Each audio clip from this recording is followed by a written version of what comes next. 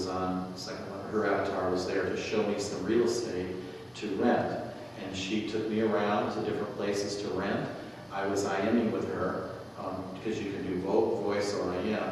And I was reading in English, and she was actually typing in Dutch. And then when I typed in English, she was actually reading in Dutch. She did not know English well enough to be able to type in English. And so the automatic language translators on there are pretty cool. And as the world becomes more global, and as missions become more difficult, and etc., then it's kind of a cool little feature. So it is kind of a neat project, and I think that you guys would be, would like to do that. I don't want to take away from the Drupal project, which will be presented otherwise. That's also a cool project too. I don't want to, sway you guys either way, because you do get a chance to kind of bid on. I'm not sure how Dr. Scott's going to do that with each project. In any case, I would, if you could, the roles we're playing, by the way, Jim and I are going to be helping lead you guys through in the process of doing software engineering, but Christy is the customer. And so she has certain requirements and things that she needs done in the SecondLife environment, and you guys are charged with trying to figure out how to get that done. There's methods and ways to do that, and Dr. Scott can help you through that, but she's the customer. So take it away. What do you want done? What is SecondLife? What's Youth for Christ? Why do they care? What is the ministry aspect of it? Because there is some cool things there. And what is it that you want done and why, and et cetera. So you got it. Okay. Well, thank you guys for coming out in the snow. We drove a long way to get here, and it was really snowy, and I was driving. So I appreciate you coming. That's really great. One thing you need to know about me is I'm not a computer person. I spend my whole day on the computer, but I am somebody who talks to teenagers. That's what I mostly am. I'm somebody who does discipleship and evangelism and trains volunteers to do those things. And I pretty much know about the computer what somebody teaches me. So that's why we need your help. I'm really not a programmer, not a scripter, not any of those things. So I'm looking forward, when you talk to me, use small words. People laugh, but it's true.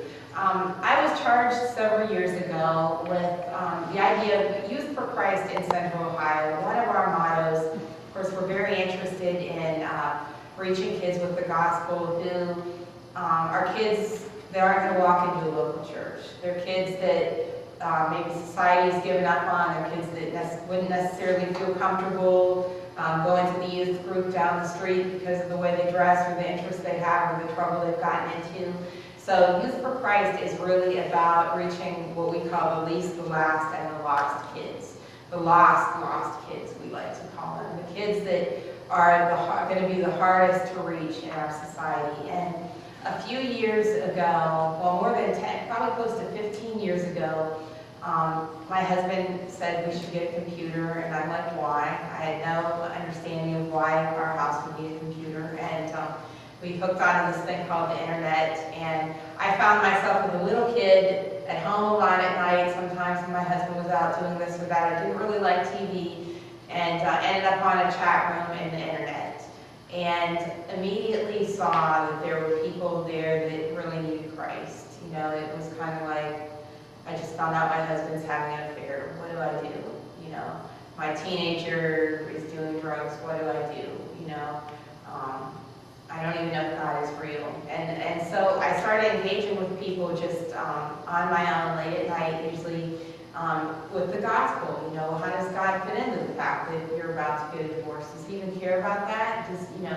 And what we found, or I found, is it wasn't long before quite a few people were coming to Christ. As they saw God being relevant to the problem they were having, the situation they were having. And the other thing I saw was about half of those people were teenagers. So maybe 30 people a year would come to Christ just through chatting it up with me or my friends late at night. Half of those were kids. Well, I was in another capacity, Youth for Christ, and Scott Arnold, our executive director, was like, we need to train people to do what we do. We need to reach kids through the internet. And, back then, especially 15 years ago, 10 years ago, that was a fairly rough wouldn't say it was well received by the Christian community on the whole. You know, a lot of bad stuff goes on the internet, as you guys already know, and I would say the consensus is we just need to kind of stay away from that, because bad things happen in chat rooms, bad things happen in these places, and we don't want to be tempted. But the problem is, of course, that's where lost people were, and lost kids. And so Scott had charged me with this idea of trying to figure out the most relevant way to reach teens through the internet for Christ. And to make the long story short, we fumbled around with doing chat rooms. We made a MySpace kind of community for kids in Columbus. We had about 3,000-4,000 kids on that site.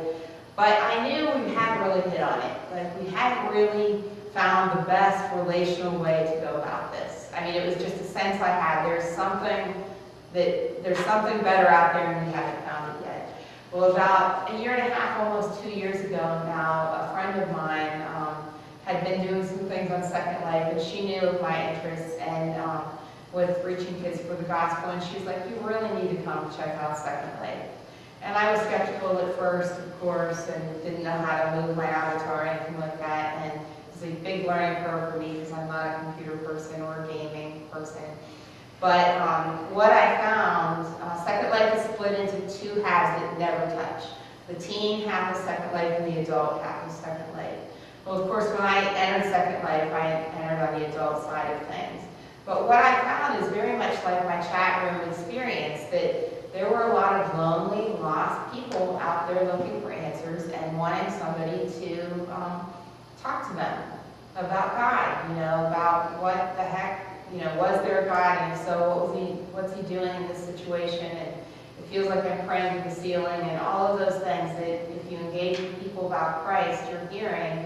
I was hearing from these folks, and it wasn't too long, and I was kind of exploring the idea of starting something on the teen side, but I had to kind of get to know what Second Life was, so I made a bunch of young college student friends, most of them who didn't know Christ, and just started talking with them, and pretty soon, you know, we saw some people committing their lives to Christ through that work, and by then I knew Christ through the internet. For one thing, voice chat is the next best thing to being face-to-face.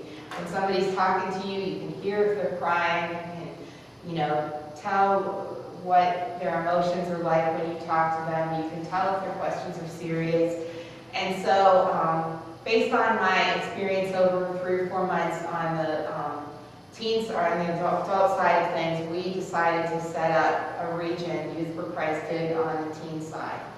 And, you know, at first we bought the land, and honestly I wasn't quite sure what we would do with it. But later on, the model that we came up with was to run our teen ministry there pretty much like we would run a Youth for Christ club in real life. And the way that would usually work in real life, if we were sitting in a Youth for Christ club with 30 middle schoolers or 30 high schoolers, is, you know, pretty much you come in, you play some games, somebody stands up and talks for 10 minutes because they have no attention span whatsoever, you know, 10 minutes, 15 is about all they can take. And we would split into small groups, discussion groups, where with discussion group leaders, where the kids would actually have a chance to process and think through what they thought about the material that the speaker presented.